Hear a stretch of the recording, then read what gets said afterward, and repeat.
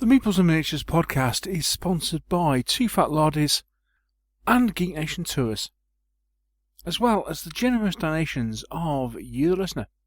Thank you to everyone for your continued support. The Meeples and Miniatures podcast, episode 204.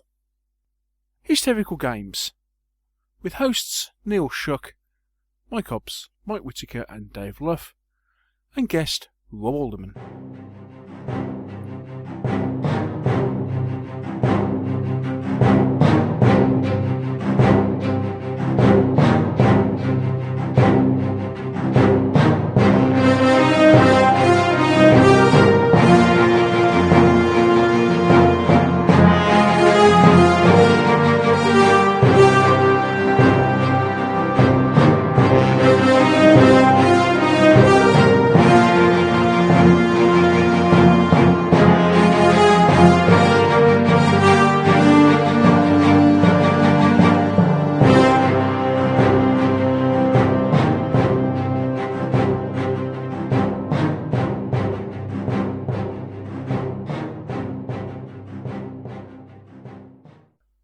Hello and welcome to another episode of the Meeples and Miniatures podcast.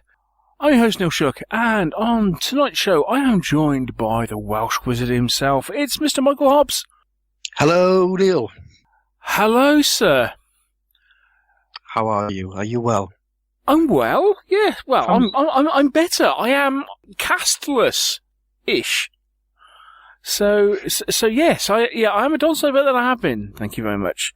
Good. Happy birthday. Thank you. Thank you very much. And hello to the Meeps. Yeah, I'm still flogging that dead horse. Hello to the Meeps, and thank you to... Was it Gareth? It was Gareth. Yeah, thank you. Yeah, thank you to Gareth for finding that wonderful video of the Meeps. Mm-hmm. I don't think we can use the Meeps anymore. Seriously. It's too late to start it. Yeah, what have you done? Once the internet, starts, it's there. It's gone viral. It's a very small virus, but it's viral. The Meeps exist. The Meeps. There's a cartoon about us. Indeed. Okay. Yeah, thanks for that, Mr. Hobbs. And I am joined, of course, by the snatcher of cake. 'Tis Mr. Whittaker himself. Hello, sir. Greetings. I am distinctly amused by the fact that despite the fact that the Meeps was my original idea, everybody's blaming Hobbsy for it. Oh, Meeps was yours, was it? Oh, okay. Yeah, go back and listen 2 weeks ago. Hobbsy had another idea, and I pointed out that it was naff and Meeps was marginally better. Yep. As in we is hanging with us Meeps in it. Yep. And Hobbsy appears to have run with it, so I'm quite happy to dodge all blame. It's all part of being a teammate. So, Mr. Whittaker, lead or base? Oh, lead. That suits me. You're a also better lead player than I am, so We've done so better player than you are too, but let's not trivial detail like that, Warriors. I mean, there's no need for that. I mean, it may be true, but there's no need to. I scared the living daylights out of myself at the last band rehearsal by playing something with fingers that 5 years ago I recorded with a pick and discovering I could actually play it, which suggests I may have got a bit better recently. Yeah, as I say, that statement was true. It's still somewhat cutting, because I don't play bass that often, but at least Used to. Some might say you don't play bass. Luffy! And it is the Luffmeister himself. Here to save me from a sticky situation. Indeed. So, Mr. Luff. Hello. Hello. Good evening. Any singing experience in your past? Singing? Yeah. What as in performing? Well, yeah. At all, or drumming. Or, any percussion or keyboard experience in the past? Oh, crikey. Yeah, there's a way back. I used to play the bugle, and I used to play the bass drum in a marching band. Oh. Yes, but the true musician in the family is my brother, not me. Okay, so were we saying that that Mr. Luff is our frontman? Was that what we were saying? Because he's definitely. So he's the tall young one. He's the tall young one. Yes, okay. So but all these things are relative, aren't they, chaps? What you mean relative as opposed to anybody stood next to Hobbs is tall? Yeah. Well, there's that, and the definition of young as well, but there you go. There we go. Anyway, yeah, of course, Mr. Luff, because he doesn't keep up with what's going on social media, doesn't have a clue what we're talking about. I only do Facebook. I don't do Twitter, or whatever it's called these days. I'm not old enough to do Twitter, that's the thing. It's for you guys. It's not really for me. I don't understand it. I can never follow anything on Twitter. There you go. Even after Neil teaching me how to use it on my phone. You just see comments everywhere, and you just can't relate them. I can't. And I'm like, well, hey, I just keep seeing my name mentioned on things, and I'm like, what's that related to? I think I have a new game. Yeah, I actually went on it the other day, and there was like loads of stuff, and there was like interactions for Dave Luff, and I was like, oh my word, couldn't follow any of it.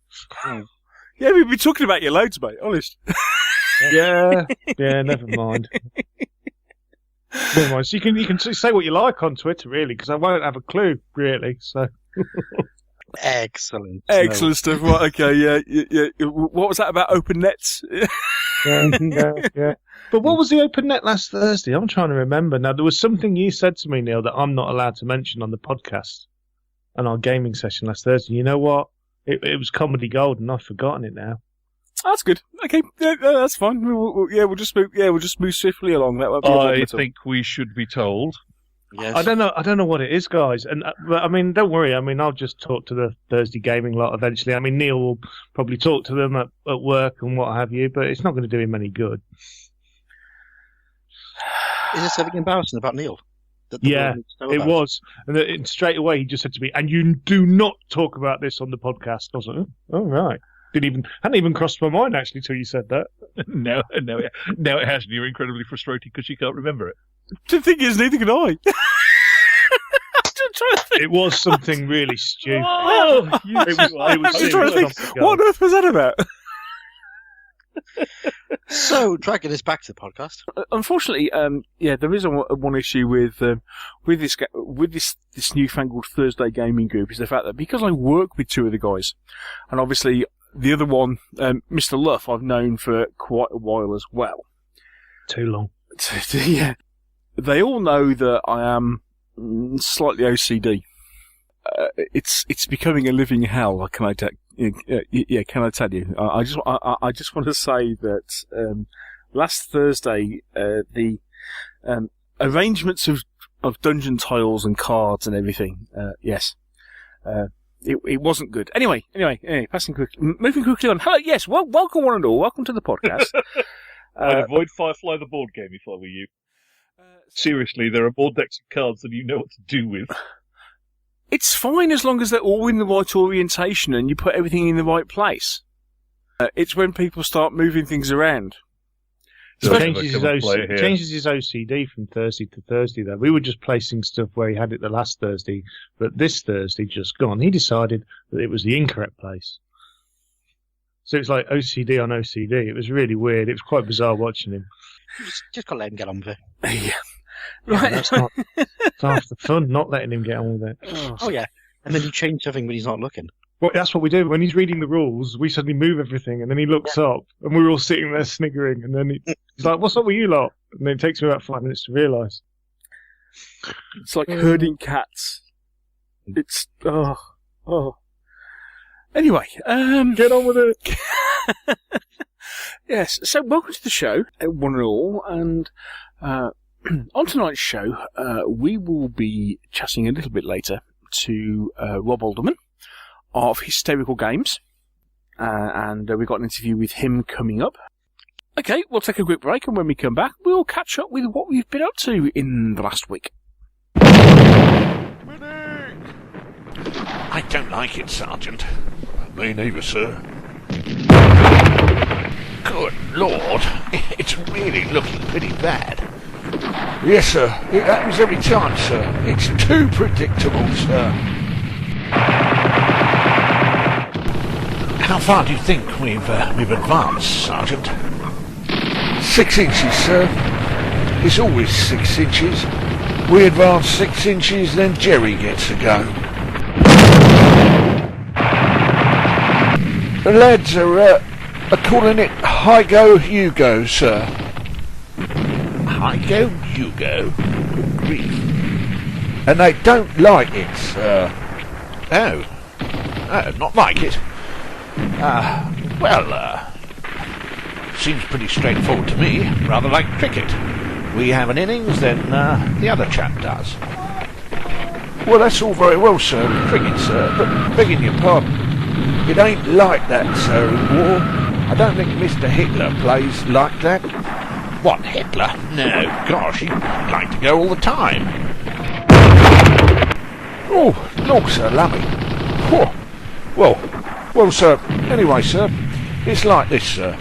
If it carries on like this, Hi-Go, You-Go, me and the lads won't be coming to your Thursday evening games club, and that's the way it is, sir.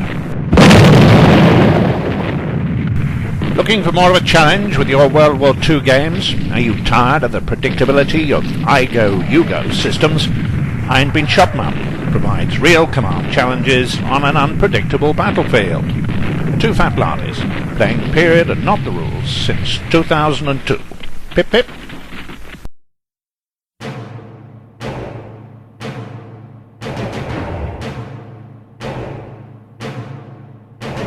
What have we been playing?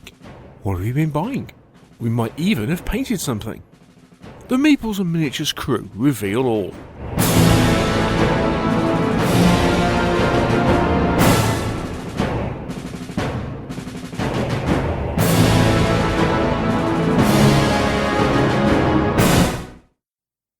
So what have we been up to in the last week or so? Any takers?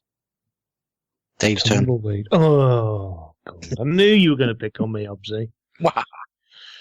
What have I been doing? Well, we've been playing that, what's it, Dungeons and Dragons bash game, isn't it? The board game. What was it called, Neil? Yeah. Help me out here. Temple of Elemental Evil, dear chap.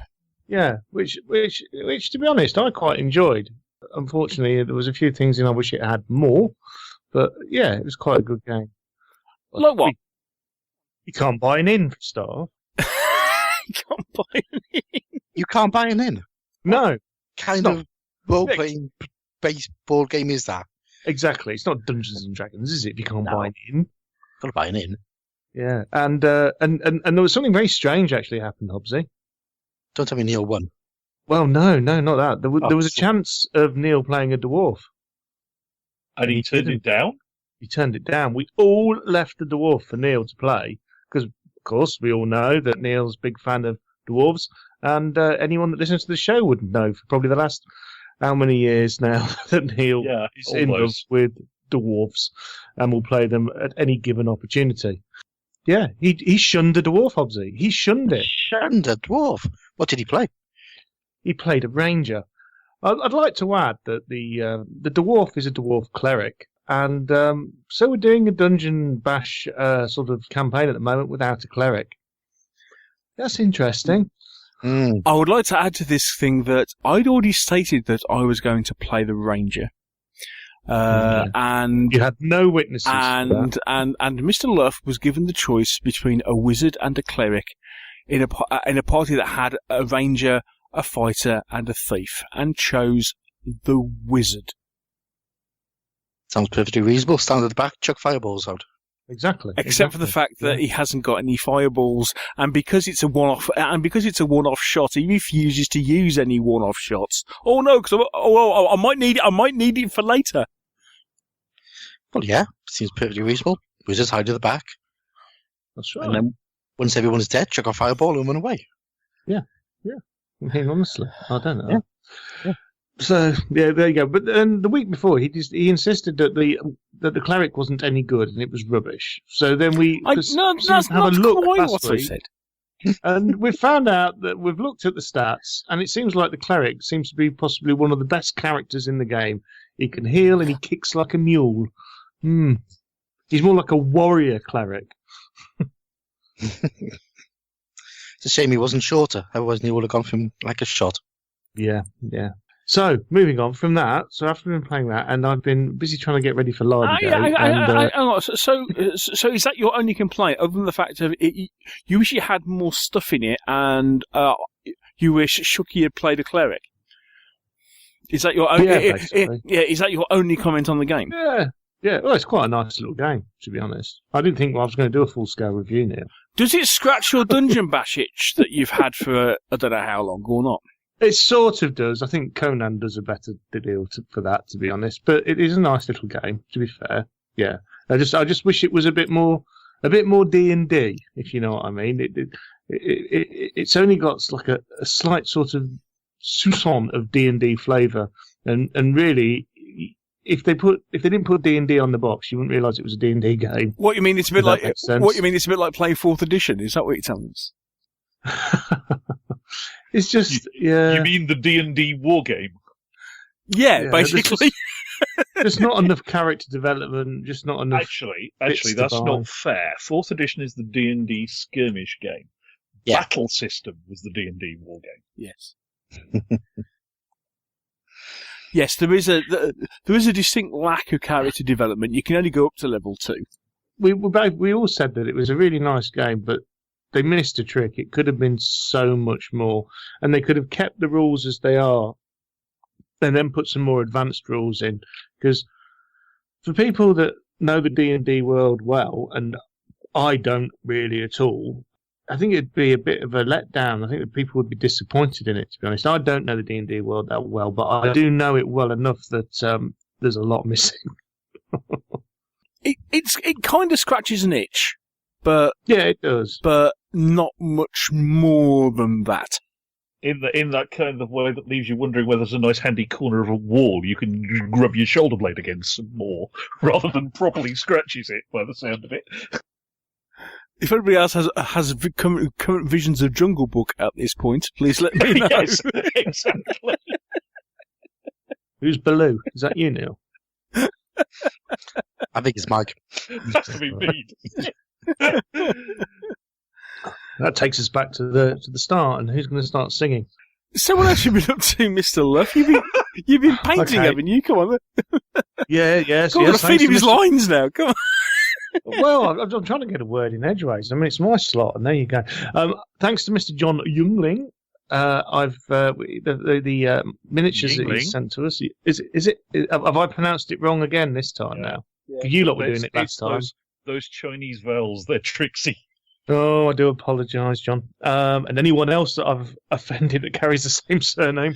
So I'm painting up resin vehicles, which was interesting because I've actually never painted a resin vehicle up, I realised. Yeah, for Lardy Day, we've got a little dingo and a archer, which are now appeared on Facebook on the Meeples and Miniatures page. Yeah, they painted up quite nicely, to be honest. And once I sort of got the hang of painting resin, got the hang of it really, and converted, but because it sounds sexier than butchered with a scalpel.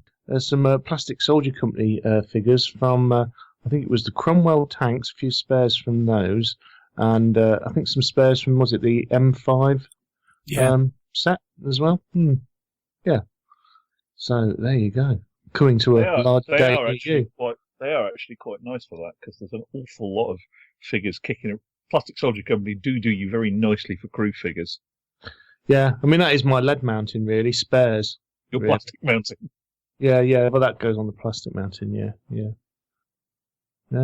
So apart from that, that's been about it really. I think, isn't it? Was there anything else, Neil? I can't remember. I don't know. Bought anything? Sorry, what was that? What's Hobbsy laughing at? I just thought I'd broach the subject. Well, buy something. Yeah. It's not salute. He's saving up. Yeah. I mean, why would you buy something? Because you just dilute all the good stuff you've already got. When something comes along that's better than something else, then I might consider investing. But you know, you're a strange man, Mr. Love. Yeah, I know. I know. Can someone please save us from this lunatic? Yeah, let's say one War Games producer and shop owner that will remain nameless, somewhere in the Sheffield area, once said to me after I walked into his shop, he said, "Anything I can help you with then? Anything specific you're looking for?" I said, "Oh, no, I've got enough projects on at the moment. I don't start anything until I've finished what I'm already on." And he went, "Oh, my word," he said, as he turned a funny colour and said, "I really hope that doesn't catch on." Yeah, but, I'm working on it. Neil's getting that way now, slowly. It's took me years. Really? Yeah. Yeah. You didn't see what I did today, mate. He does relapse occasionally. I was about to say, in the last 3 months, he has had a couple of relapses, though, and we're going to have to get him back into rehab, basically. Oh, no, they got to I could make a packet, couldn't I? I've just thought of something. We could go the Luffy Retreat, and I could have a rehab section for war gamers, and I just lock you in the house for 6 months. A fully stocked war game shop and a baseball bat. Yeah, I just lock you in the house. It's aversion therapy. Yeah, well, lock you in the bunker. Actually, would be even better. Lock you in the bunker with the war game stuff that we've got, and then that's it. That's all you're allowed to do. No internet connection, no nothing, and you just finally learn to play with what you've got and enjoy with what you've got. There you go. Could make thousands, Neil. Bet you wouldn't, because nobody'd go in there.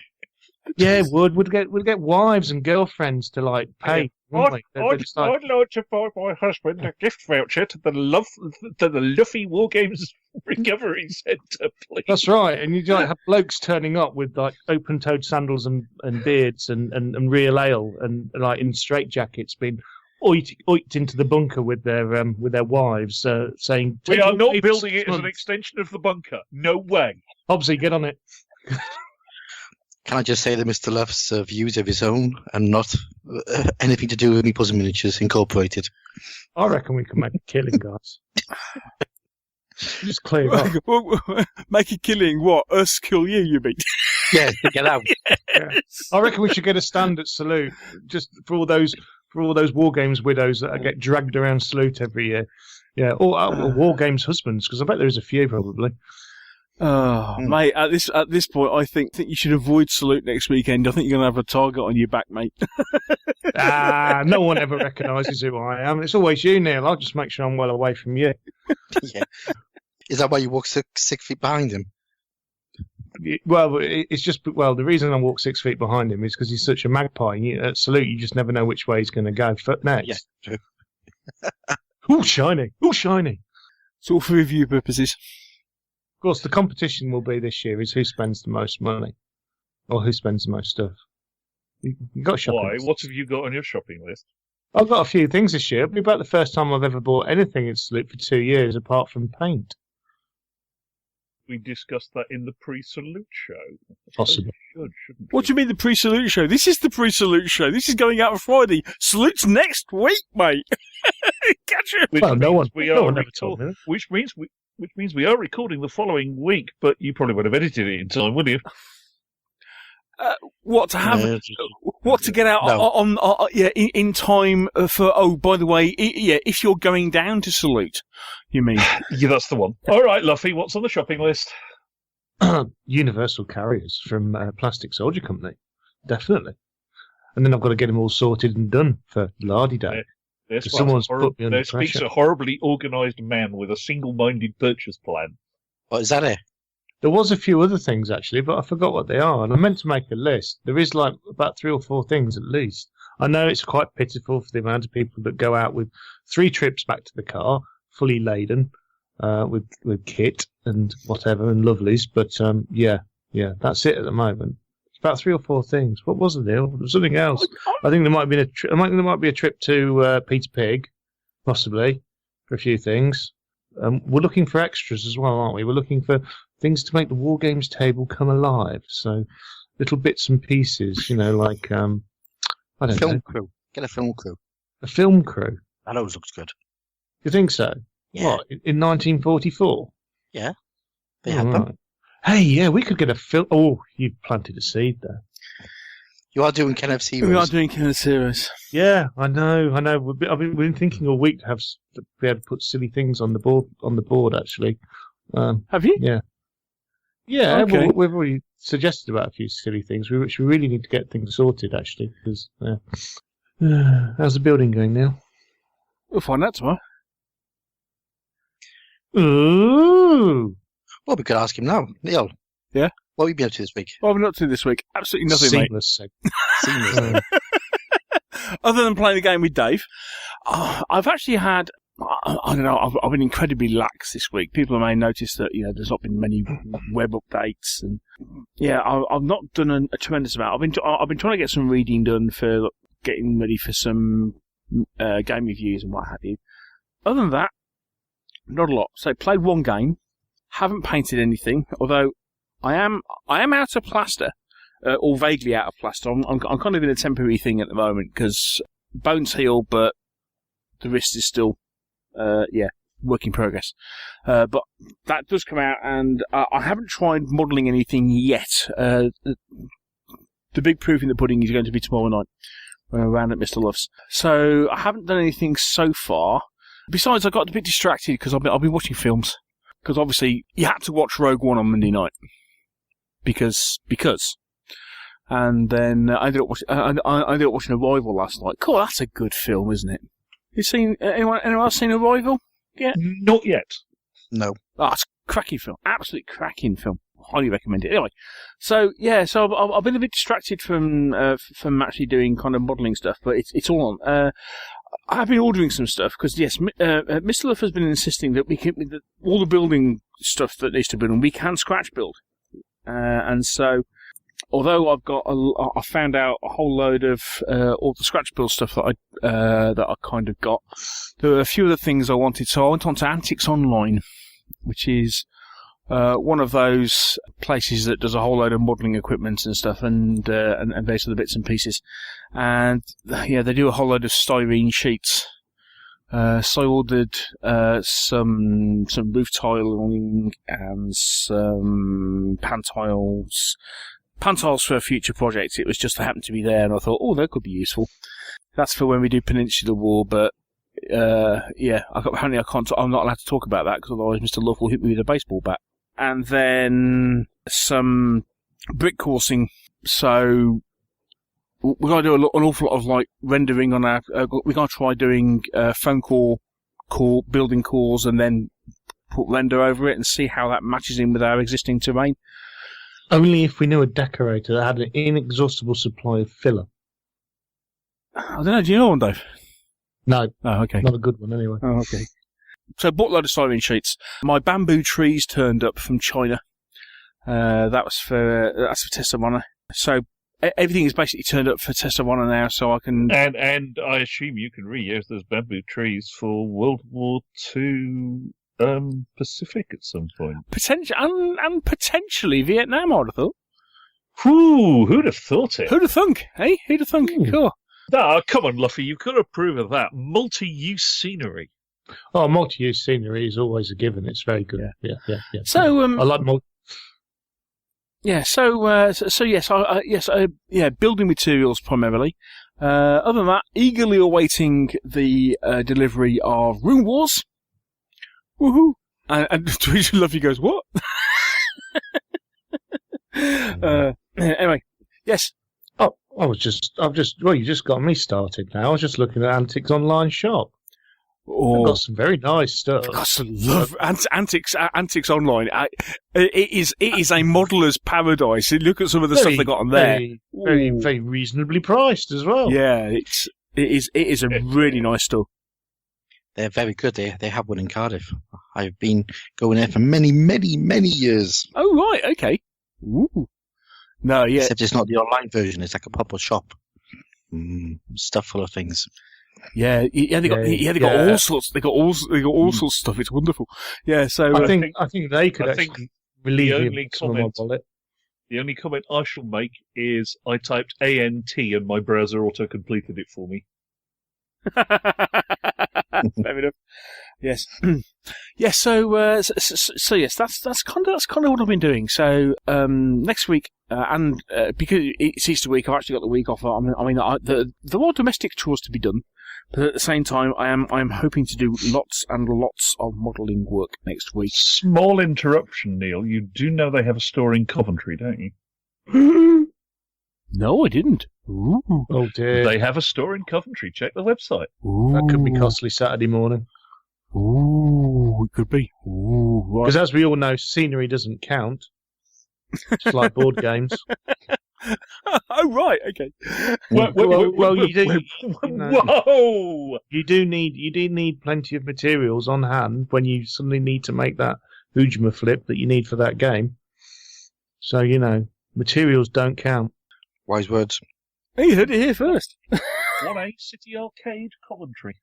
Oh, that's just across the road from where IKEA is. Oh, right. All right. Oh, and what a joy that is to get to. So we can go and get some materials and pop into IKEA for some meatballs. Indeed. Meatballs and coffee. There we go. Dear oh Lord. And if you're good, you can have an ice cream. Oh, 75p hot dog. I don't know. Hot dogs. Champion. Marvellous. Right, well, that's our Saturday date plan then, Dave. You're welcome. Thank you. Can you rephrase the word date, please? You have to get more and more like a married couple every day. Let's take a drive out to IKEA on a bank holiday. That'd be nice. Pop into a garden centre on the way back as well. Popsy, your Welsh accent's leaking, mate. Yeah, he went all daffy on us then, didn't he? I did, yeah. And on that note, I did something very silly today. I did something incredibly silly today. I thought, for some reason, I thought it was a good idea, but I put my wish list together of everything that's currently on my wish list. Oh dear. Yeah. How many thousands of pounds? More than one. You best get a paper round. Yeah, what happens when you then add the amount of money you have to pay to other people to paint it for it to ever see the light of day? I'm sorry, I don't pay other people to paint my figures. They're my figures, I will paint them. That's right, you just don't paint. You didn't paint them, yeah. Open goal. Yeah. Why does he set them up all the time? Ah, delightful little side foot into the path of the onrushing Luffy there. Yeah. It's always good to have principles, Niels, and we applaud you. But I like to play with my figures. You have principles, we'll have painted figures. Ouch. He's gone silent. Yes. Who's next up then?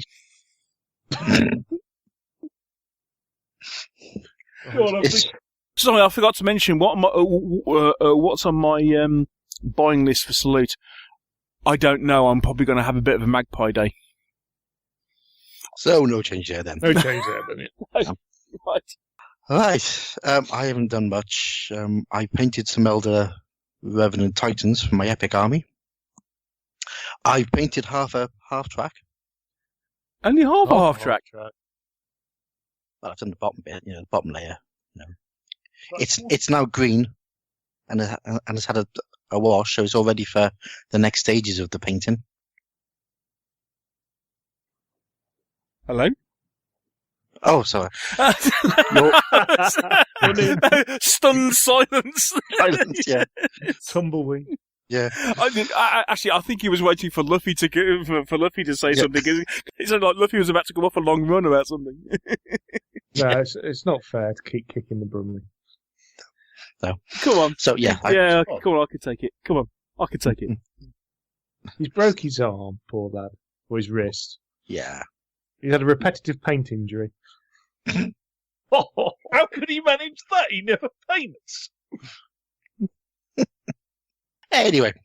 Header in the open goal. Yeah. Yeah, so I painted half track. I hope to paint the other half track this week. I haven't played anything. I haven't even thought about playing anything. I've only really bought one thing. Ooh. Well, that's a big thing, isn't it? Yes. I've only really bought one thing. It cost 500 quid. Yes. No. It cost £59. I bought a submarine from Empress. Oh, you 28 did? mil submarine. A what? 28 mil submarine. How big's that? It's huge. 73 centimeters long. How long? 73 centimeters. 2'2". No, what's that in English? 2'2". It's like not old English. 2'5". Yeah. That's big. That's nearly as tall as you, Hobbsy. Yeah. That's what I thought. Why exactly did you buy a submarine, Michael? Well, I had this plan, you see, of doing. Well, I mean, one. Don't tell Why him, not Mike. buy? Why not buy a submarine, Mike? I mean, that is the question you should be asking yourself. I mean, there's so many things you can do with a submarine in a war game. You know, I could use it in World War II games as an objective. Most of them seem to boil down to either stick it in the middle of a big blue table and shoot at it, or park it somewhere next to some land and confuse people. Yes, exactly. That's two things. I thought I could use it for my Acton Cthulhu games. Mm. If only I had some great big gribbly sea monster to go with it, which I have from my Conan Kickstarter. Mm. It could be used in pulp games. We could do like a Indiana Jonesy styley thing. There's millions of things, and it was £59, and I really wanted a submarine. You've always wanted a submarine. It's a very nice model. It does look really good. Neil's comment is now making me think of a submarine surfacing somewhere on the north coast of the Thames estuary. Pike! Come and identify that submarine! Well, Exactly. It's not one of ours, Pike!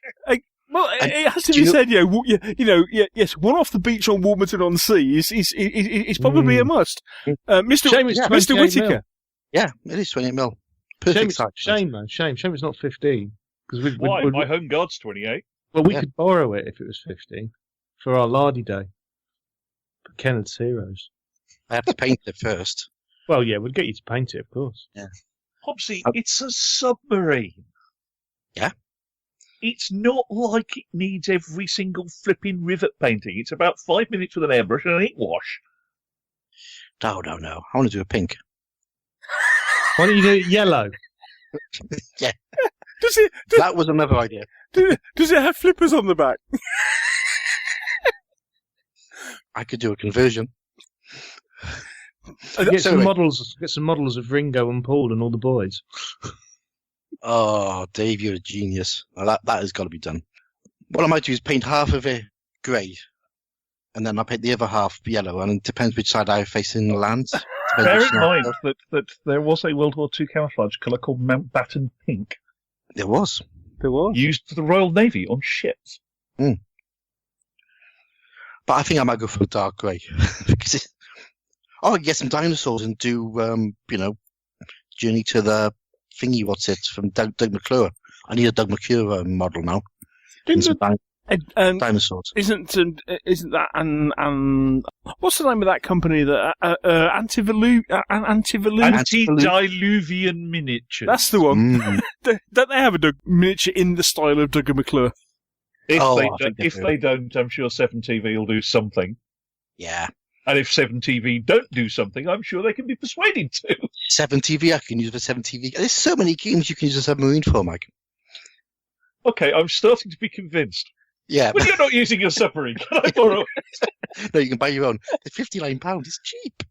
In that case, Mike, you can buy two and paint one yellow. Or Mountbatten Pink. I'll buy three. We may as well go for the full wolf pack. So, yeah, I bought a submarine. And good news, everybody. I've just received another part of my Mongoose Judge Dredd Kickstarter. From Mongoose. 2012? From 2012, yeah. Is this actually worse than the AVP one or not? No, because at least with Mongoose, it does still arrive and they keep you informed. It's just a bit slow. A bit slow? Yeah. I think I'd rather have something sort of be dribbled out. That sounds wrong. We're talking slower than Kingdom Death Monster slow, which is quite impressive. Yeah.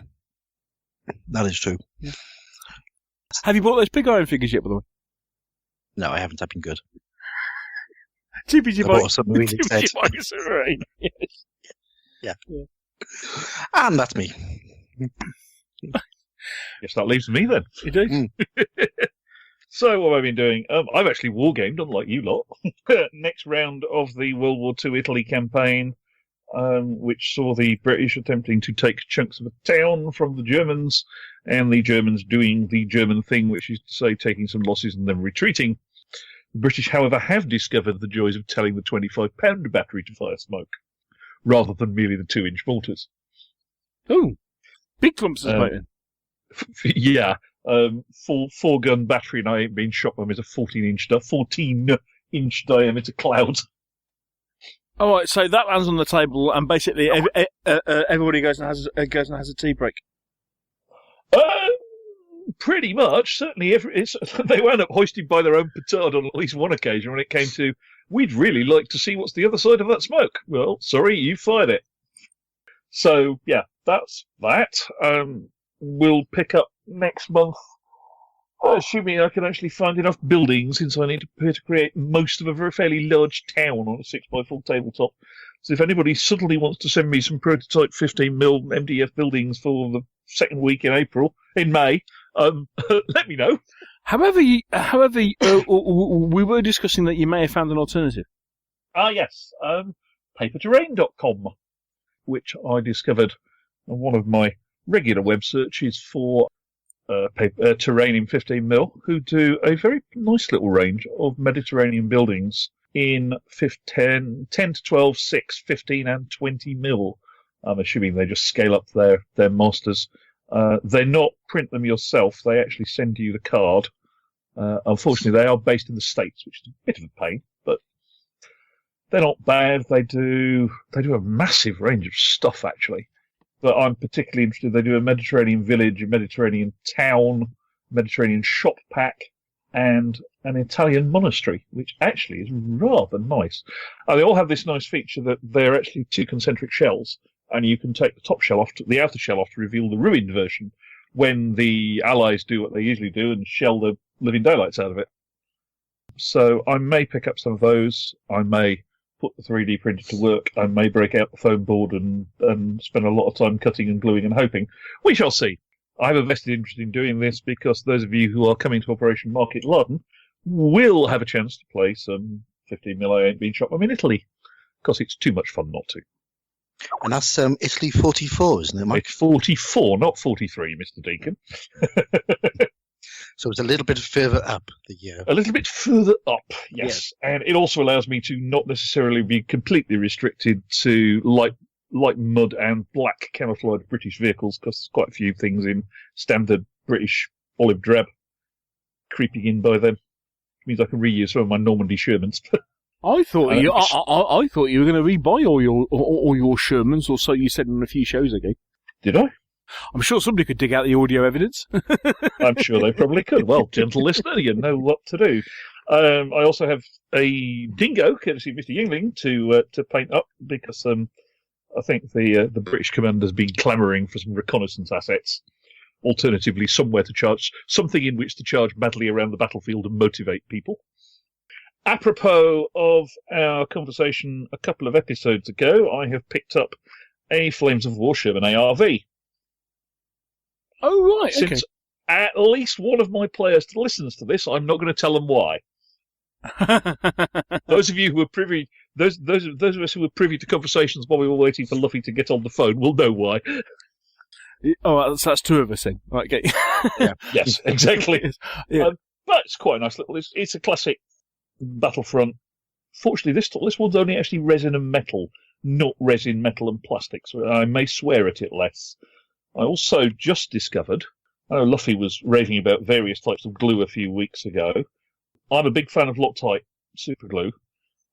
They now do a brush on, which is really, really useful for something, because it's one of the best ways of actually getting it where you want it. They've had a brush on for ages. I know they've had a brush on for ages. Bear with me. I used to use the gel that comes in the squeezy-sided bottle, but I found that as that gets more and more used up, it gets harder and harder to get out the tube. But they've now produced this thing called the Perfect Pen, which is, I think it's the same stuff as is in the gel bottle, but it's about it's a sort of pen, sort of semi-rectangular pen affair, about as long as your thumb, with one of the standard Loctite nozzles on it that's slightly squeezy. Much easier to apply in the right place. And so I'm quite taken with that. It's only a small thing, but little things, you know. Talking about superglue, my grandfather just told me a little trick at the weekend about keeping superglue. Apparently, to make it last longer in the bottle, pop it in the fridge. Yes. I didn't know that. Yeah. Now I just have to convince the wife it's a sensible place to put superglue. Yeah, you don't really want to mistake it for the cheese spreadable. My major problem at the moment is that it's not the only thing I have in squeezy bottles. Yeah. The other is eye drops. Yeah. One of those separate. Don't want to get that one get those separate. Really don't want to get that one wrong. Oh dear. Yeah. I did miss the discussion of superglue because I was on holiday, and I'd just like to say my personal preference is Zappa Gap glue. That's one of the quite dense ones, isn't it? Given the name, you can get it in 3 variants. It's basically very, very thin, so it's like water. It's medium, or it's very, very thick. I tend to go for the medium or the very thick, and the very thick is great. It's a slow set super glue, so it's very good for. Which is fine, provided that you have some means of holding the two halves together. Yes, it's you use the right glue for the right time. Exactly. For sticking, what's the word I'm looking for here? Battlefront metal guns on resin bodies, it's not so good. No, I would use the medium for that. But Yep. the other thing, of course, you can use for that is a quick spray of the highly horribly carcinogenic but very useful accelerant. I don't like using accelerant because I find it makes the glue set too quickly and you don't get a good bond. So, my personal preference, Zappa Gap. So noted. Mine is still Loctite. The great advantage of Loctite is that it's stocked in sufficiently many places that if Anne happens to be going shopping, I can always say, "And could you please?" Followed by why? Yes, because I just put it in my eye. Yeah, quite. Indeed. Other than that, I think that's about it. Actually, I will not be at Salute, so I do not have a Salute wish list. Not good enough for you, are we? No, I'm in Canada, as you well know. Oh, you probably weren't on that episode, were you? No. I'm off to Canada to play music at a science fiction convention. He's too busy being a celebrity.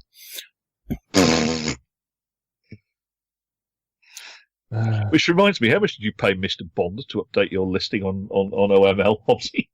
What? What? And I quote, ding, ding, ding, ding, ding, ding, ding, ding, ding. I've lost it now. Where's the mail from Aid?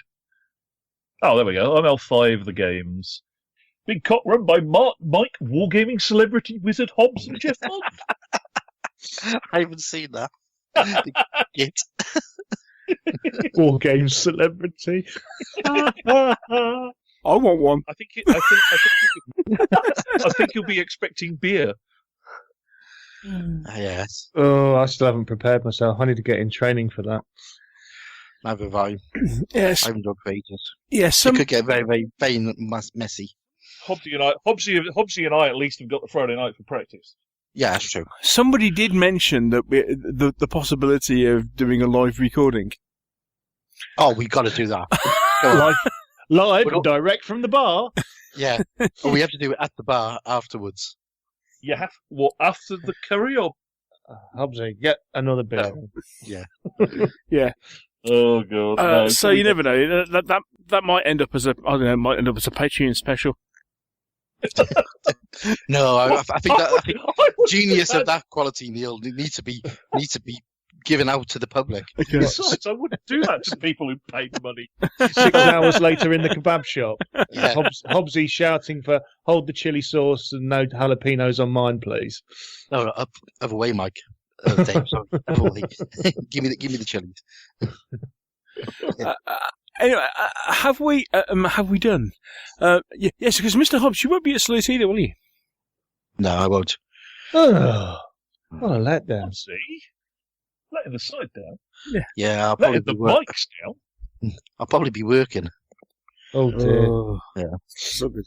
There'll be just the two of us, myself and Mr. Luff. So we're just it's me and you got to hold the fort, is it? Yeah. So if you're at Salute, Don't come and talk to me about the recovery centre for wargamers. Talk to Neil. please come and say hello. We'd love to say hi. But please don't do it if we happen to have a microphone shoved up somebody's nose at the time. Did we have that last year? Yes, we did. Yes. Yeah. Hello. How you? Oh, sorry. Yes. Don't worry, we can edit it out. Yeah, it was. It's like, don't worry about it. Yeah. Myself and Mr. Love will be at Salute. We will be hopefully recording quite a few live interviews for a Salute special show. But yes, we would love to chat if you happen to be there. So look forward to seeing you. And if you're a producer as well, especially some of the small producers that want to chat, grab us if you want to talk to us. Right, I think we've gone on for far too long. So I think we should bring this segment to a close, and we'll move on to our feature interview. Okay, chaps. Dun dun dun. Indeed.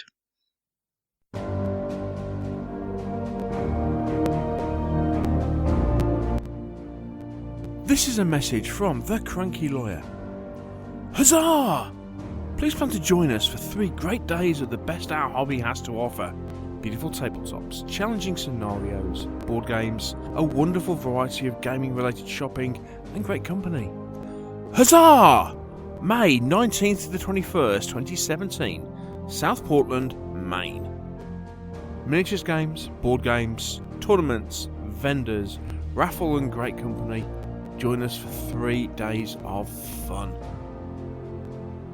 If you want to learn more about shoutouts, visit our Patreon page. The link is on the website.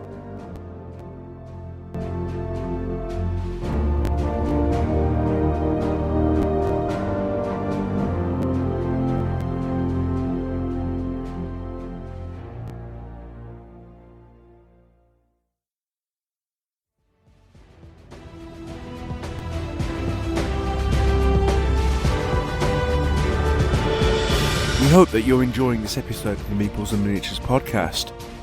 If you are, would you like to support us? There's a couple of ways of doing so. You can become a patron of the show by supporting us on our Patreon page. There you can give regularly every time we produce a show. Alternatively, you may want to give a one-off donation, and you can do that by using PayPal. For more details on both these options, please click on the Donate tab on our website www.meeplesandminiatures.co.uk.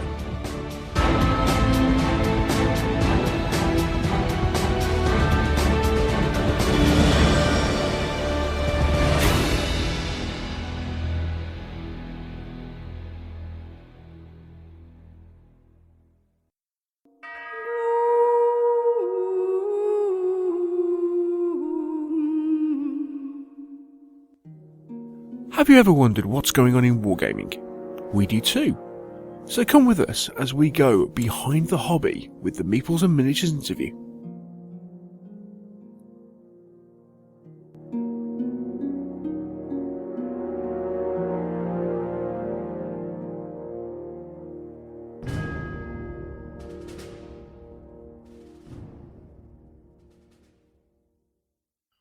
We'd like to welcome to the podcast Rob Alderman from Hysterical Games. Hello, Rob. Hello there, Neil. How are you doing? Oh, well, mate. Welcome to the show. Thanks for having me. Great to have you on. Now, me and Rob have been meeting up at various game shows and what have you for quite some time now, on and off, haven't it? Yeah, a few years. yeah. And every time we met up, it's like, oh, must get time to chat, and so it's great to finally get Rob on. Now, now owner of Hysterical Games, amongst other things, in the hobby. So lots and lots to chat about. But first off, Rob, as regular listeners will know, the first thing we do is find out how on earth you got into this hobby in the first place. So how did you get into gaming? I'm one of the typical Games Workshop introductory people. I was very young though, but I actually I convinced my parents to walk me into a Games Workshop shop when I was about 6 years old. Cool. Which I'm going to terrify you for a moment, but that was in 1996, Okay, okay. I now officially feel old. Neil, you are Neil. But yeah, I wandered in, and the staff in the store, ran me through an intro game. Probably more noises and sound effects than it was actually a proper game. But I walked away with a catalogue full of painted figures from Games Workshop, and I was hooked from that point on. And then just years of reading White Dwarf and playing games, eventually joining Abingdon War Games Club and playing all manner of non-Games Workshop games as well. Mm-hmm. It's kind of always coursed through my blood, I think, just being part of this hobby and industry. So yeah, it all started at Games Workshop, but finding Flintlock early on had a big impact. Joining a war games club that played all sorts of stuff had a big impact too. Yeah, so it's cool. If you started with Games Workshop, what was your first army? It was always orcs for 40k and for fantasy. In fact, it was always orcs and goblins, and I still love orcs and goblins these days. Generally speaking, if there's a game that has them in it, I've probably got that faction. That probably answers one of my future questions, actually. Okay. I'll come back to that. Obviously, we'll come back to that in a minute. And of course, other people are kind of going, "Oh, right, he's an orc player." Put you in a box. As opposed to Neil the dwarf player. Couldn't possibly comment.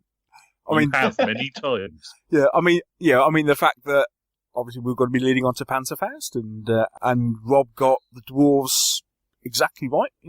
Dwarves in the correct uniforms. Brilliant, excellent stuff. Yeah, amalgamating my two great loves. What can I say?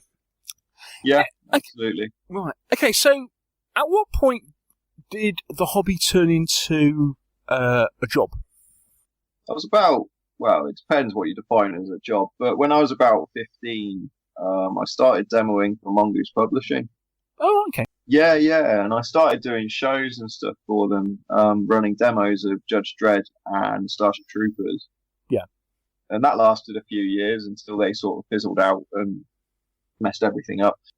And then I decided to contact alternative armies about sculpting Flintlock figures. And I did that for a few years as well, whilst doing university and stuff. So you were sculpting at the time? Yeah. I still do bits and bobs for them even now, just because I'm a through and through Flintlock fan. Yeah.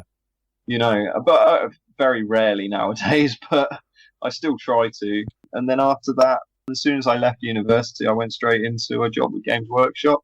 Mm-hmm. Got plucked out of that by Prodos Games, who at the time, Garrick and Mark, who were directors at the time, were my customers, and they knew that I had roots in the industry and a lot of knowledge of people in the industry already.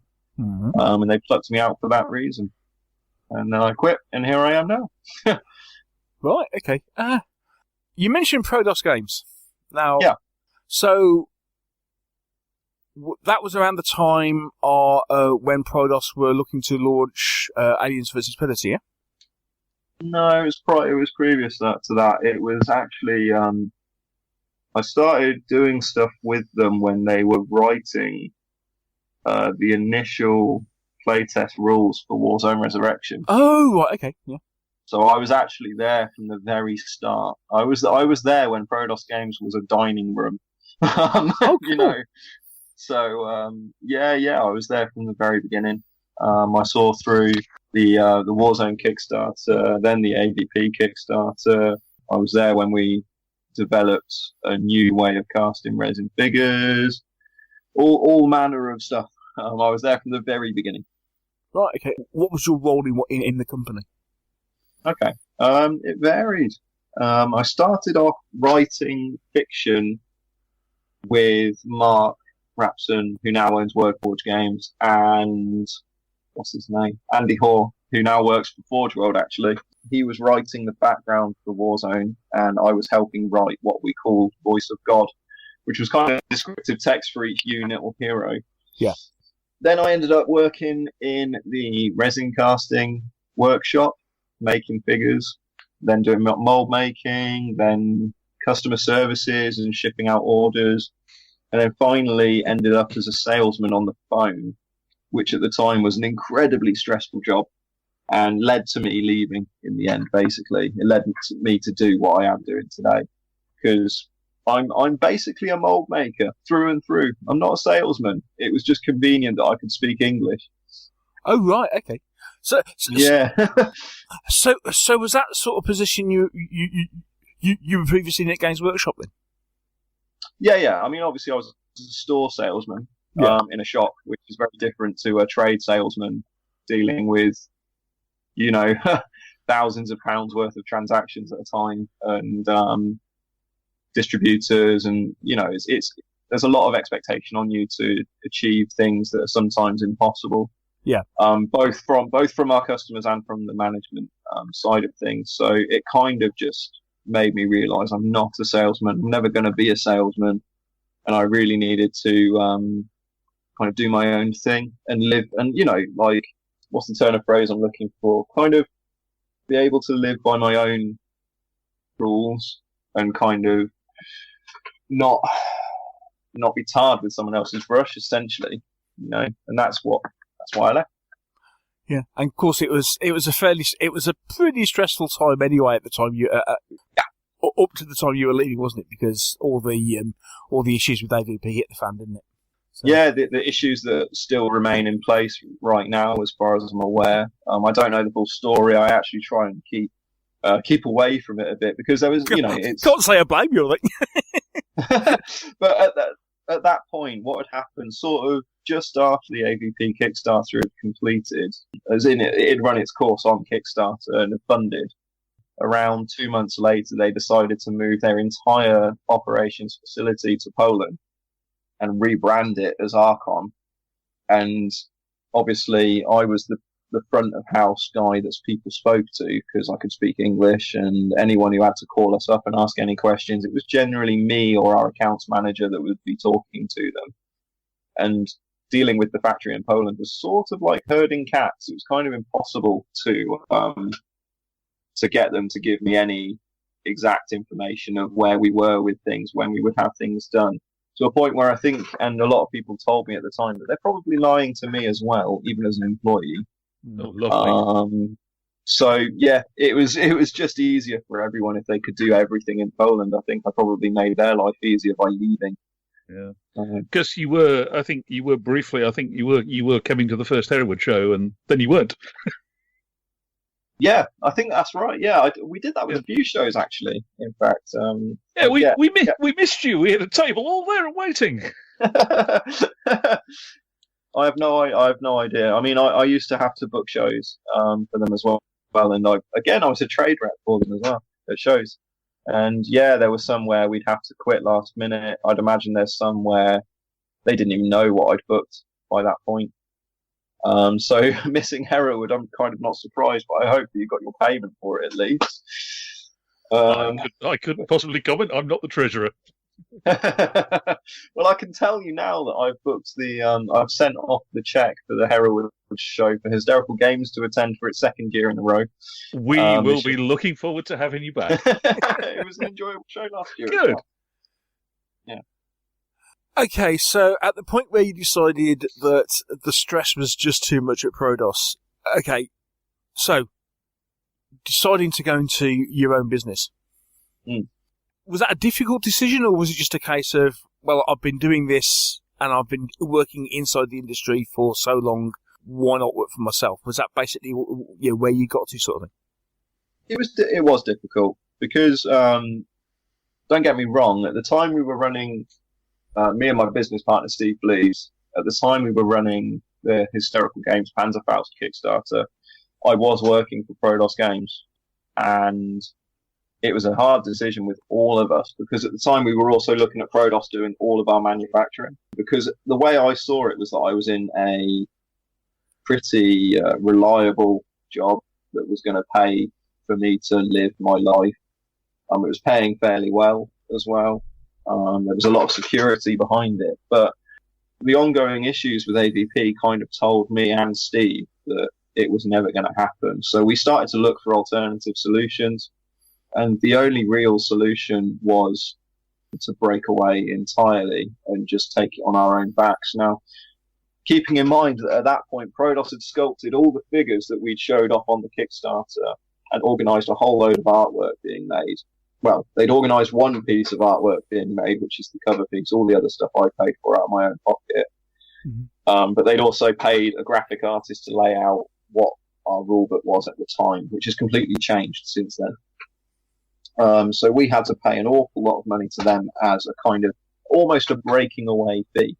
Yeah. So it was a very hard decision, but pretty much everyone that I spoke to, all of the people that I call my gurus, all the close people I talk to on a daily basis from the industry told me that it needed to be done, no matter what I was telling myself about the security of employment from another employer to the fact that I thought that there was no way that I could be, Rob Alderman, who doesn't work for Prodos Games anymore. I didn't think that was something that people would, I don't know, get used to. Mm-hmm.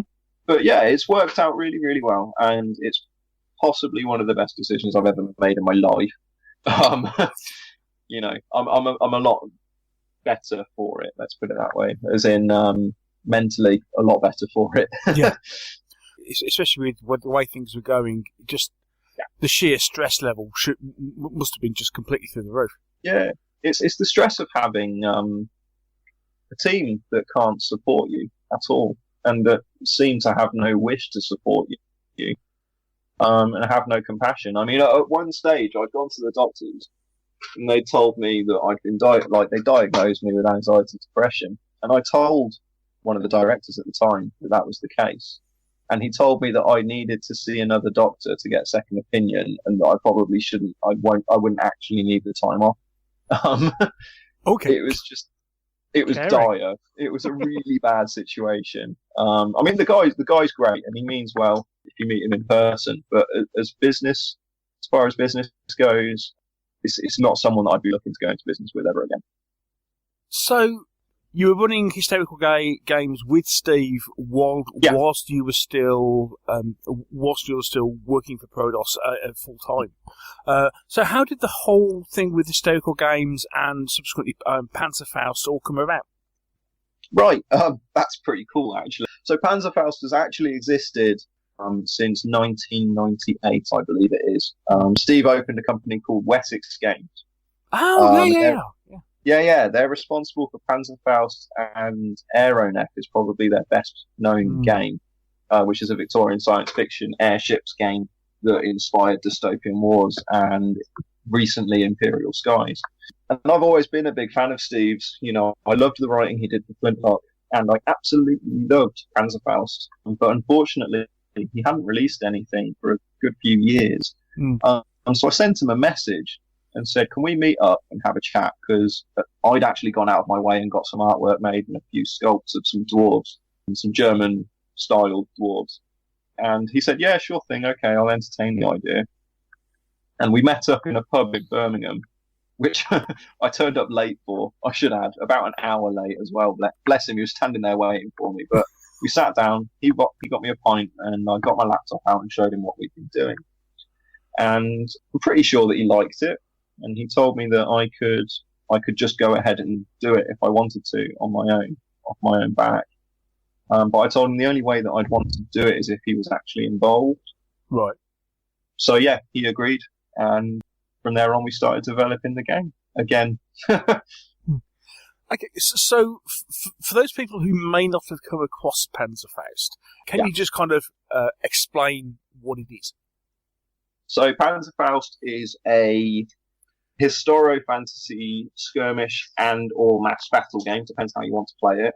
It's inspired by World War II very heavily and slightly by World War One and anything in between really. But it is a fantasy game, so it's orcs and dwarves, gnomes, troglodytes, all sorts of things. And each race kind of represents a different nation in the Second World War. Mm-hmm. But it does have its own background that kind of twists the story of the Second World War whilst trying to be respectful of it, obviously. But yeah, so it's a fantasy game set in a World War II themed setting. Right. Flintlock came before Panzerfauste, didn't it?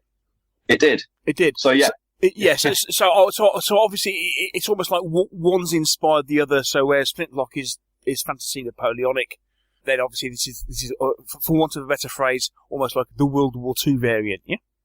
Yeah, absolutely. I mean, it's natural progression, if anything. I mean, Steve actually was responsible for writing a lot of the Flintlock background as well. Hmm. And whilst he was at Alternative Armies as a writer, I believe he was working on Panzerfauste as well. But it was just that when Alternative Armies got sold on, he took away all of that writing that he'd been doing for them for Panzerfauste as well, and published it himself. We've actually got the same idea, so more historic fantasy settings, but things like colonials or Malburian. We'd love to do those as well, but right now we're focusing on Panzerfauste. And the whole point of Hysterical Games in itself and in name is that we'd like everything to take that kind of historic fantasy theme. Yeah. But who knows what the future holds? We might do other things. Hence my comment about orcs, because, yes, the orcs end up being the Brits, don't they? That's right. We couldn't think of anything better to be the British than orcs. Burly monsters that celebrate their history entirely on places they've conquered. Sounds to me like orcs. And, a heavy tribal culture. It's very orcish. You do have a point, it has to be said.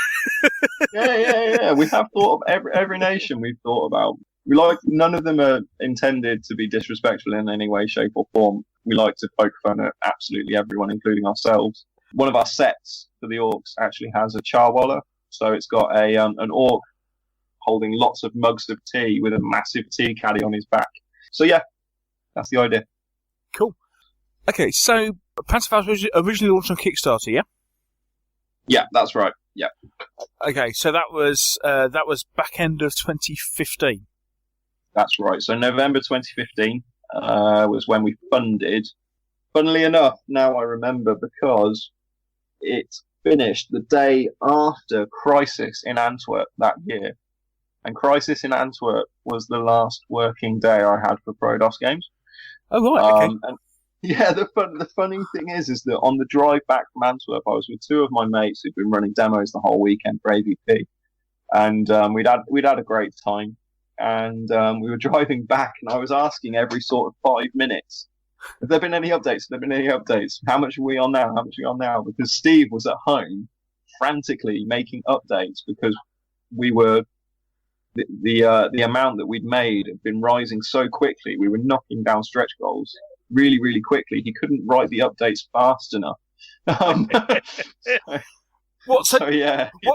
So basically, you'd planned it in such a way that when you got into the crucial last 48 hours, you were somewhere else.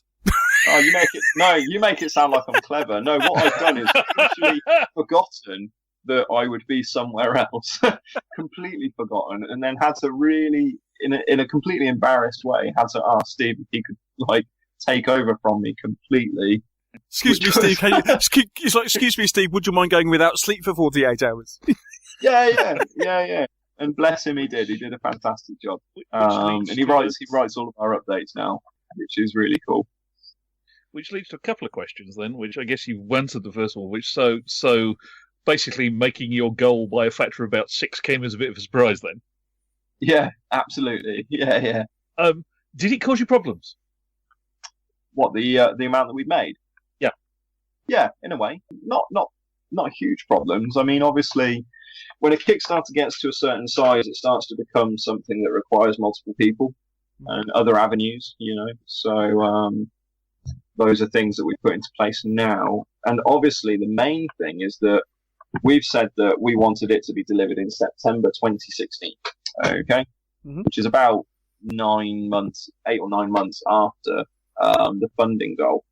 Now, making that much more product was always going to take a lot longer. So we've not actually completed shipping the whole Kickstarter, but I've taken a lot of my experiences from Prodos and talking to Steve as well, who's been in a lot of Kickstarters as well as me. We wanted to explore ways for people to get their stuff as soon as possible, and to make it so we can actually sell stuff without people, doing the whole ABP thing of my shop has got it, but I haven't. So what we did was in March 2016, we managed to ship the whole of Wave 1 out. So we split the whole Kickstarter down to 3 waves, which is probably very soon going to become 4 waves, actually. But by shipping it that way, we got everyone their Wave 1, no questions asked. Then after that, we could start selling the Wave 1 stuff, knowing that we're not going to have that kind of kickback of people wondering where their stuff is, which rightly so. In their situation, I'd be exactly the same. Yeah. We recently, I think it was last week actually, just finished shipping Wave 2. So as you can see, we're already past our target shipment date of September. Mm-hmm. And then later this year, we're going to have Wave 3, which may be split into a Wave 3A and a Wave 3B. We're not quite sure yet on the details for that. But yeah, wave shipping's really helped. But obviously, we've completely slipped on the September shipping date because we always were going to. Especially when, as Mike was intimating, I suppose, especially when once you hit a certain size, when the sheer volume of what you've got to produce. Yeah, quart doesn't fit into a bind pot. No, exactly. I mean, something I want to do on future Kickstarters in the FAQ, and maybe just in the description, is actually point out as a disclaimer that the target goal, like the target shipping date, only applies if we hit the target goal on the nose. If it becomes more than that, then it will take longer to ship.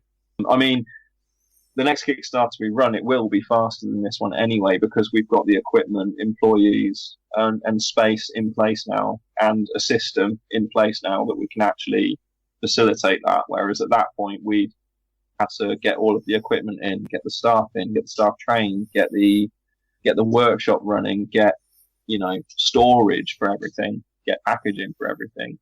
Whereas now, because we have a system in place, it just makes everything for future projects much easier. Mm-hmm. So I take it Wave 1 was Dwarves and Orcs? It was Dwarves and Orcs with 1 gnome unit. So we focused on the most popular units, which are the core units. So the command support, infantry and commandos for the Orcs were the best selling products on the Kickstarter in full. And then for the Dwarves, it was the Dwarf Command, Dwarf Grenadiers, which are the basic infantry, and the support. And then Wave 2 was all of the brutes, which are the kind of cool, more fantasy things like the Tin Man, which is a nutcracker robot for the dwarves, and the Fomori brute, which is an ancient Celtic-inspired monster for the orcs, and a whole bunch of other stuff. But yeah, Wave 1, sorry, I'm rolling. Wave 1 was mostly orcs and dwarves. Yeah, and that's what you basically toured the shows with last year, wasn't it? Yeah, that's right. Yeah, we only sold Wave 1. Yeah, with that fantastic-looking assault game with the dwarves defending a harbour from the orcs, which was right. That was a fantastic-looking game. Well, thank you very much. That was my friends from Leicester Fat Cats, Lee and Ant, that were to blame for that one. But yeah, fantastic idea, really well done, and they actually got a lot of prizes. I think it was 3 or 4 prizes for running that at various shows, like best participation game. And it was also published in War Games Illustrated, which was a really cool moment for us. Yeah, and you've since been seen fighting over terrain consisting apparently mainly of toadstool houses, from what I've seen. Yeah, pretty much. Yeah, we have a range of gnome villages. Which is a little bit more bizarre, it has to be said. Yeah, well, we want to kind of show off the fantasy side of the game as well. So we've got a kind of gnome village set of terrain that we sell.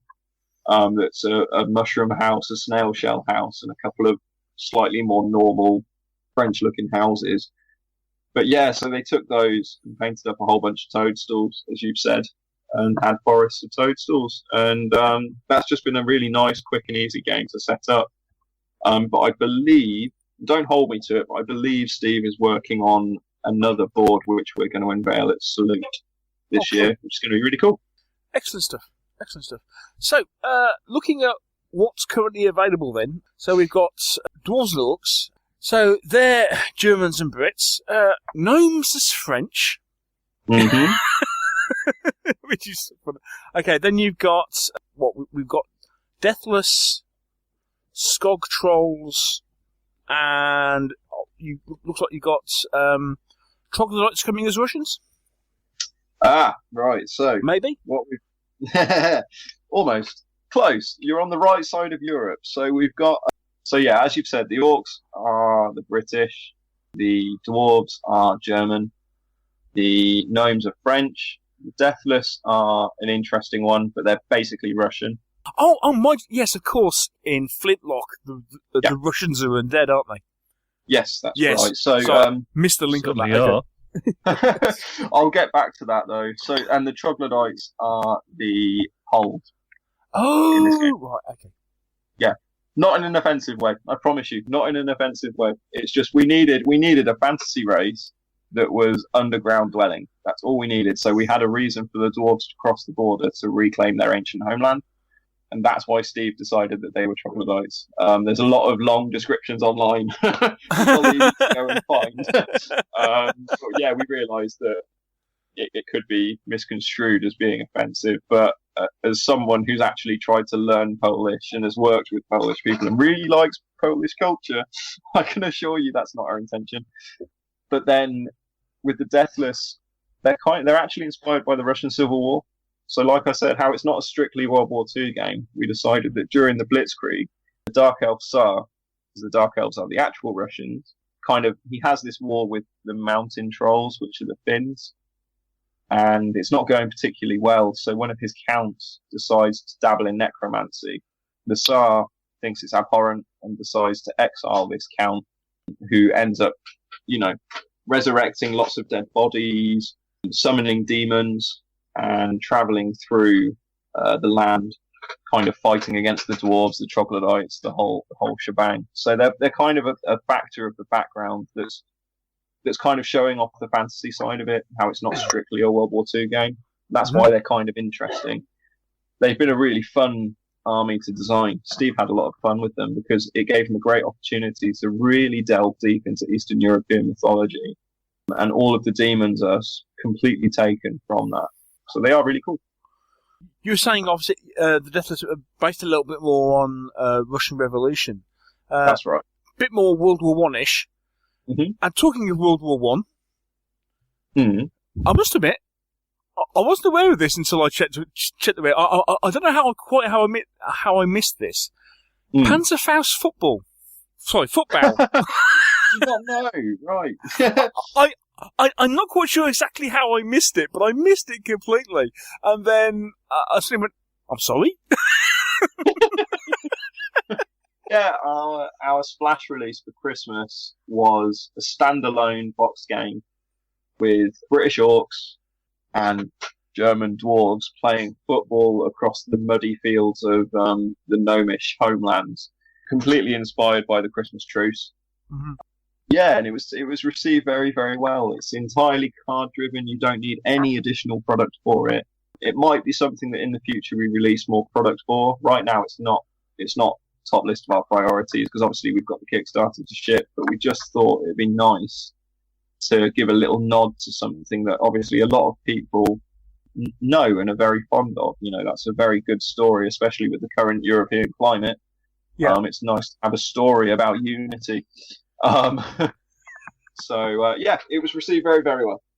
It just looks so cool. I was really impressed. It's funny because we've got bizarrely, we've got a demo team in Germany that is entirely devoted to football, and they came to us purely for that game. So they didn't know about Panzerfauste as a game, but they really liked the idea of orcs and dwarves wearing World War II uniforms reenacting a scene from the First World War. Okay. Right. Yeah, okay. Yeah. But that's the kind of gamer that we like to think we're inspiring, are just complete nutcases, So like-minded individuals. Okay, so where does Panzerfauste go from here? We've got a 5-year plan, I mean, we've got plans to do every campaign we can think of from the Second World War. And then we've got, obviously, like I said, there's all the other little bits and pieces that we'd like to do from other 20th century conflicts. But yeah, right now we're planning things kind of consecutively. So we've just done the sort of blitzkrieg, if you like. But the next part we'd like to do is the Russian invasion of Finland. So we've got mountain trolls lined up for the Finns, and then we've got dark elves lined up for the red Russians, if you like. Yeah. And that'll probably be another Kickstarter, but it will be a much, much smaller Kickstarter. We're going to think a lot more strongly about the sort of things that we do for it. We're also thinking, we do a lot of stuff on Wargame Vault already. It's all free content. You can go and download it for free. Yeah. We'd like to continue doing that because it's a great way to give people lots of small, weird documents that aren't really worth printing, because we just won't get the volume for it to be worthwhile printing it. But it still lets us do, like, I don't know, Yugoslavian rebels as gnolls. We could write some rules for them, pop them on Wargame Vault for free, and sell a pack of models on our website. That's totally fine. Mm-hmm. Whereas we don't feel like we're compelled to print a book for every single thing that we do. And the great thing about Wargame Vault is that, yeah, you can download a PDF, but you can also choose to pay to have it printed out. And eventually, if we've got enough material, yeah, we'll do compendiums and you can get those printed out. Cool. Does that make sense? Yeah, it does. Yeah, Yeah. As I say, especially with Wargames Vault being a print-on-demand service as well. Yeah. Then it does make perfect sense. Pretty perfect for us. I mean, if you think of a lot of World War II games, they obviously they have to think quite hard about what parts of the war that they want to show off. Whereas for us, being that it's fantasy races, people often resonate with a race rather than a nation. Yeah. So it could be that a really minor race or a minor nation from the Second World War might be represented by a race that resonates with a lot of people, which is another cool aspect of doing this kind of game. Yeah. In terms of Hysterical Games development, we'd really, really like to revisit some of the ideas that Steve had for Wessex Games. The main one, I don't know how much I should say without annoying Steve. So if you go through some of the Wessex Games fantasy games, you'll see a few things that we would definitely like to revisit. That would be my advice. I don't know how much I can say without annoying Steve. Yes, no, that's fine. No, fully understand, mate. As we've almost finished talking about Panzerfauste, and you were talking about Flintlock earlier, and we've been joined by the podcast's number one Flintlock fan. Hello. Mr. Hobbs. Hello, mate. What you were saying, you had a funny story about Flintlock. Right, so I had the pleasure of meeting Mac Coxhead, who used to run Alternative Armies back in the 90s, the other day. And he was telling me about Salute 1996, I think it was. Yeah, he was telling me a story about Salute 1996, and they were running a game of Flintlock when it had just come out. And a guy came up to the stand and said, "Excuse me, I've noticed that your elven voltigeurs don't have the right number of buttons down their tunics. I think you'll find it's 9 buttons, not 8 buttons, that they should have down their tunics." And Mac just turned round, bag in hand, and said, "They're elves, mate. They're not French." So, and it's funny because it's something that we still get now. Yep. Steve is massively into researching uniforms, more so than I am, and I'm into it, but Steve is massively into it. So we've tried very hard to make things hysterically accurate. So, everything's kind of in the right place. But yeah, we still get people questioning what we're doing. We get various responses at shows for the range, varying from pure offence to laughing and enjoying it, to people who've never had an interest in fantasy gaming at all. And suddenly it's okay for them, because they can have fun playing with dwarves instead of Germans. But then on the other end of the scale, that's how I got into historical gaming, was through Flintlock. And I wouldn't really be interested in history at all if it wasn't for that. And it's great when we get young people getting into Panzerfauste, because I kind of hope that that's going to happen again. Like the natural cycle of that kind of story. It's kind of cool. That does mirror my my own stories. I tend to do it the other way, where I really research the uniforms, and I have put on games for people using the Flintlock figures, and from a distance, sometimes they sort of look, I was going to say normal, but should we say, humanoid. I've had people come up and say, "Oh, nice to see a lovely little Napoleonic game," and you could see their eyes just sort of get bigger and bigger when they realise that they're orcs and they're elves. Yeah, that's right. Just like I have one guy go, "Why? Why have you done that? Why?" I'm just like, "No, because it's fun." Why should every fantasy game be set in the Dark Ages or medieval? Yeah. Why? What happens? What happens when orcs discover black powder? What happens when the first bolt action rifle falls into the hands of the dwarf? You know, it's the natural progression of things, surely. Yeah. Surely. It is. But I think the best thing I ever did was I played a game of Slaughterloo using historical figures, and I didn't tell any of the players. And if they all went, "Oh, it's a great game, lovely command and control elements in it, fantastic." And then I showed them the rulebook at the end, and they all just walked away tutting. And it's just like, but you've played the game for the last 3 hours. Slaughterloo is a fantastic game, really, really enjoyable. Should we also mention at this point the sadly on pause sharp practice variant? Yes. Yeah. I need to try that because I've not tried sharp practice, but I am aware of the variant. Yes. It's a very unofficial variant. I can send you some army lists if you want. I would absolutely love that. That would be fantastic. I'm not joking. I'd actually like to. I'm trying to get hold of a copy of the rules, but they were done largely by Nick Hawkins, who was a member of our club who sadly died last year. And I'm waiting for an appropriate time to have a wee chat with his brother and see if we can't resurrect them, because it seems a shame to lose them because they were brilliant fun. Yeah, absolutely. I'd look forward. Do keep me in mind if you find them. I would absolutely love to see those.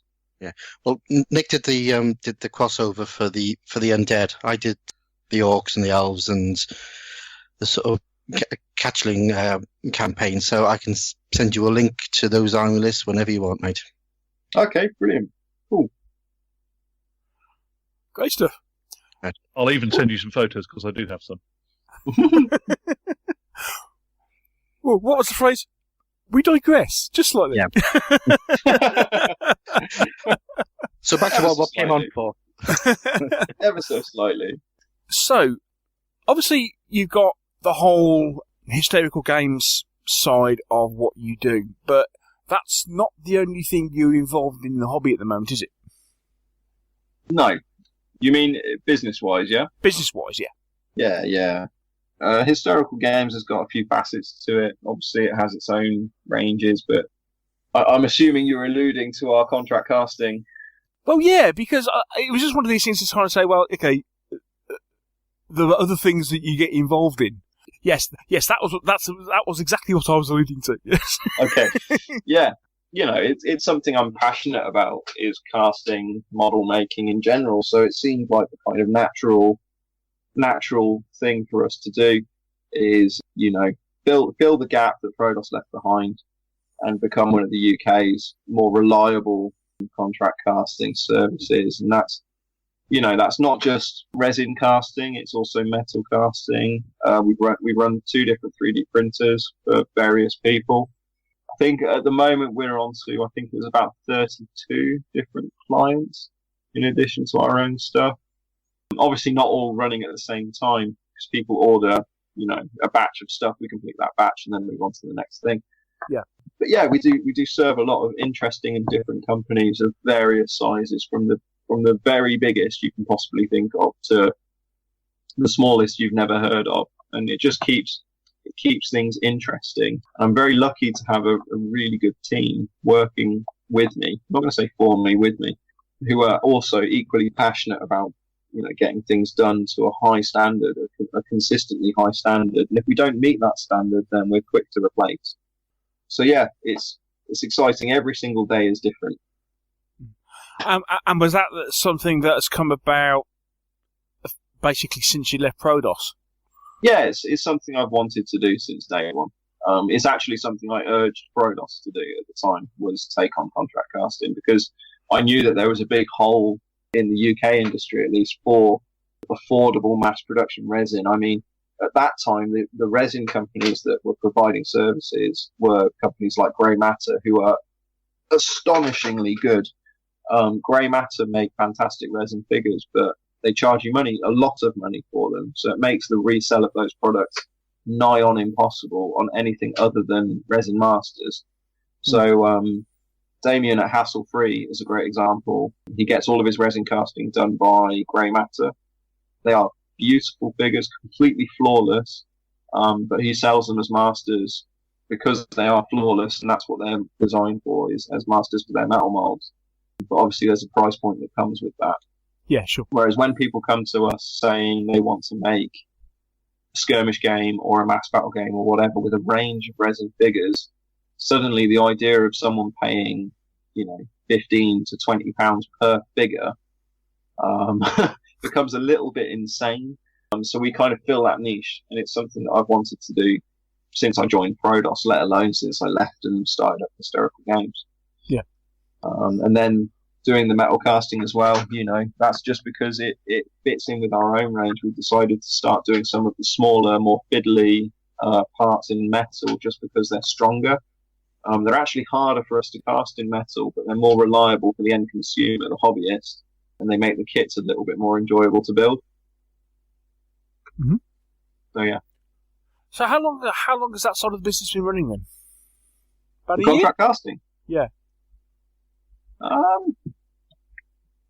Probably since January 2016. Yeah, our first client was Waste Man, I think it was. If you've heard of that Kickstarter, the Thunderchild Miniatures kind of post-apocalyptic Waste Man Kickstarter. Yeah, he asked us to do a whole load of resin for him, and from there on it kind of just spiraled out, and we have a lot more coming. No, I was going to say, you're saying you got 30 odd clients. That's that's quite decent growth in the first year, isn't it? Yeah, it's not bad. I hope it doesn't grow quite that much again. Yeah, I mean, speaking of growth, I mean, we went from it being just me working in my garage to a nice workshop in the countryside just outside of Stratford upon Avon, and we now hire 3 full-time people as well as myself, plus a couple of contractors that work for us from time to time, freelance sculptor in Mexico. So yeah, it really has grown because we've had no choice but to grow. But it's done it in a kind of steady, manageable, still fairly quick actually. No, quite a quick way. But I've just kind of had to manage it, and I've managed to manage it, which is kind of cool. With Steve's help as well, obviously. I mean, Steve is one of my gurus. He's one of the people I go to advice because he's wiser than I am. And yeah, he's basically supported the entire thing. Mm-hmm. As a contract caster, then, with your contract caster head on, just how crazy is this time of year? Especially as we're speaking, Salute is what, 3-4 weeks away. Yeah, 3.5 weeks. That sounds like that's a date that's ingrained on your memory already. I was about to say. That sounds like a man who knows. Salute is a fantastic thing. I absolutely love Salute. I wouldn't miss it for the world.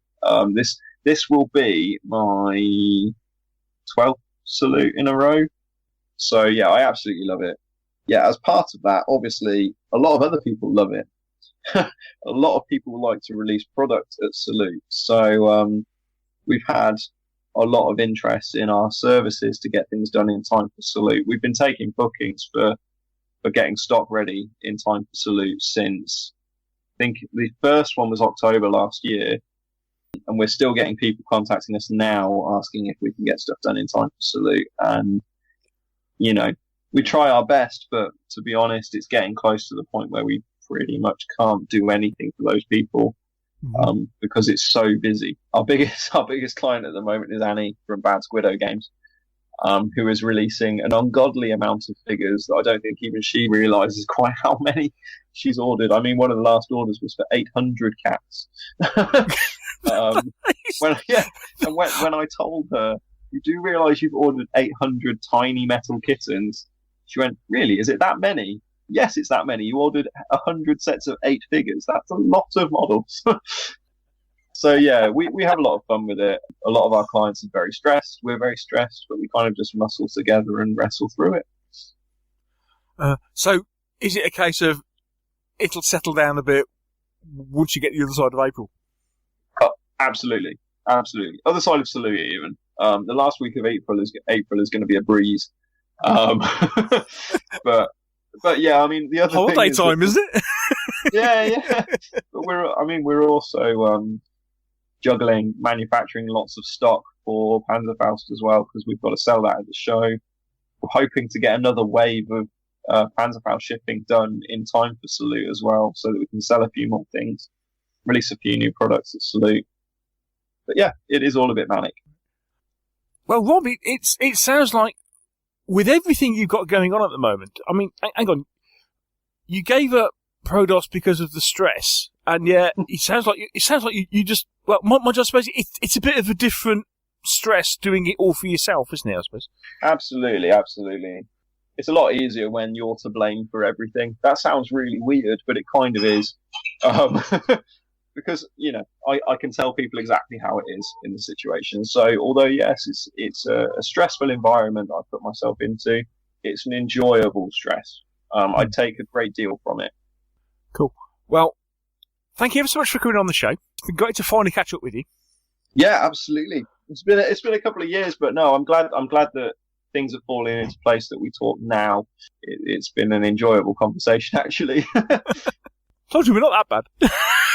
You're all right. No, I mean, first off, all the very best with what you do with Hysterical Games. I just love the whole idea of dwarf Germans. They're one of the things that are definitely on my shopping list. As a dwarven army to own. I mean, considering I've got a rather large 15mm German army, I think if ever I was doing 28mm, it would definitely have to be dwarfs. But we look forward to seeing what you got in store for us with Panzerfauste and everything else that you're working on, and all the very best with that, and also with the contract casting. Thank you very much. Appreciate it. Take care, mate. You too. Bye-bye.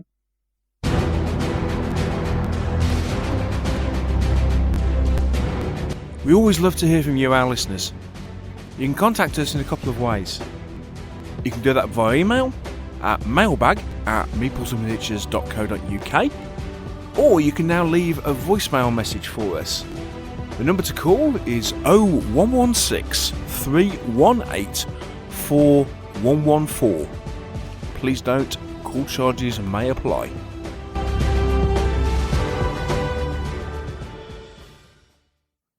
So, there we had an interview with Rob. Nice chap. Nice. Very nice bloke. Indeed, nice to get him on, finally, having chatted to him at various shows and what have you for quite some time now. So it was nice to finally get him on the show. Panzerfauste looks like it's a winner. Indeed. World War II German dwarves, what's not to like? It's one of those bizarre things. It's really, really pretty. Yes, you can cross that off on your bingo cards now, folks. We need a new version of Meeples Bingo, don't we? But it's not my bag, and that's nothing to do with the quality of the figures. It's Weird War II is not my bag. But those are really nice figures. Indeed. They're some of the nicest Weird War II sculpts I have seen, and that includes quite a few. Needs a submarine, though. Where are you going to find one of those, Hobbsy? 28mm submarine. I mean, who does one? Yeah. Well, in the town where I was born. They lived in Orc who sailed the sea. I got a snort out of Luffy. I must be doing well. Dwarven submarine. Oh, I could do that. Do you think Rob takes request? Excuse me, Rob, can you do a dwarf U-boat crew? Oh, that would be brilliant! Yeah. That would be absolutely brilliant. But then Neil won't want to play it anyway. It's not about the play, it's about the collecting and painting. Yeah. Oh, right. No, it's definitely not about Neil's the painting. screwed on that score either, isn't he? Because he doesn't paint. I can paint now, my wrist's out of plaster. I'll prove it, honest. Excuse now. Yes, but you've got stuff to do for Operation Market Larden. Listen to your Uncle Dave. Yes. Oh, by the way, how are my SDKF9s coming along? They're going on the printer this weekend. Oh, marvellous. Good stuff. He's cracking the whip, isn't he? Just to see what happens. I'm switching to some Tech ABS filament this weekend, which I think they'll work better in, just for detail, and we'll see how they go. Cool. Yes, So I've got another vehicle to print at the same time, so I can do a bedful of all three that I need to do. excellent stuff. And I think on that note, I think we shall call this show done, shall we not, chaps? Will you chaps Well have done. fun at Salute? Yeah. Think of us. We'll give it a go.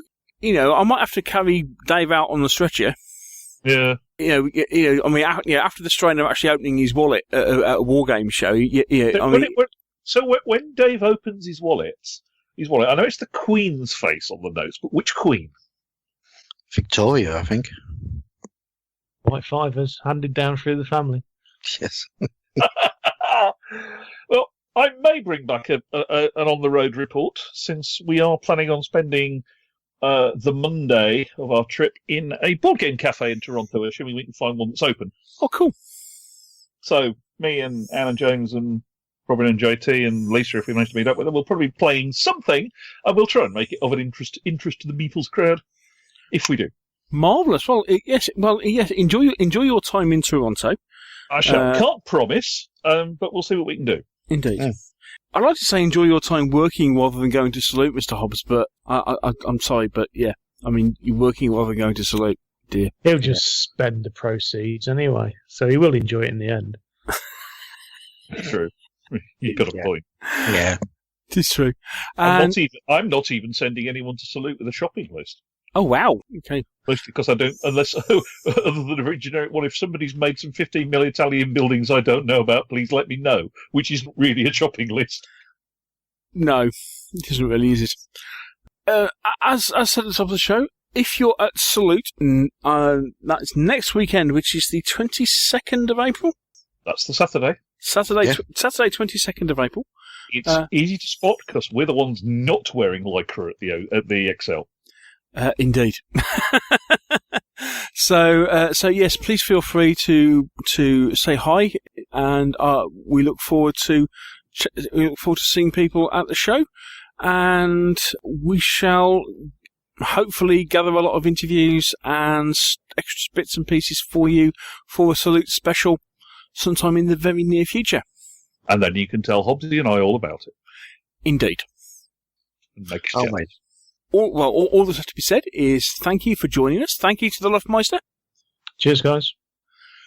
Thank you to Mr. Whittaker. Thank you, sir. Have fun and roll good dice.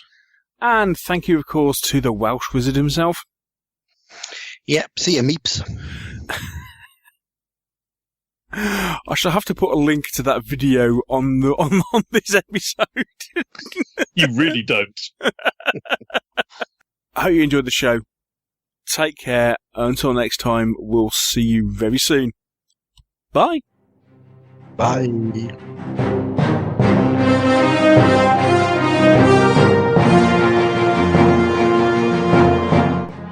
Thank you for listening to the Meeples and Miniatures podcast. If you've enjoyed the show, why not share it with others by leaving us a review on iTunes? And if you have any comments or questions, you can always email the show. The address is info@meeplesandminiatures.co.uk. And you can also visit our webpage, where you'll find a complete episode archive, all the View from the Veranda podcasts, rules reviews, and our blog of hobby items and news, which is updated several times a week. This is also where you'll find the links to our presence on social media. And here you can follow us on Twitter or join our Facebook group. And finally, here you can also find details should you wish to support us by making a donation to the podcast.